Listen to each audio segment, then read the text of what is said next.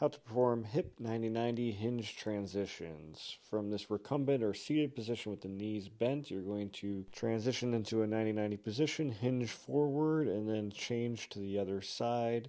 Now you only want to hinge forward as far as you can without rounding from the spine. This way you'll really make sure you stretch that posterior hip or those outside glute areas. And this is a great way to loosen up those external rotators along with getting some rotation in the hips at the same time.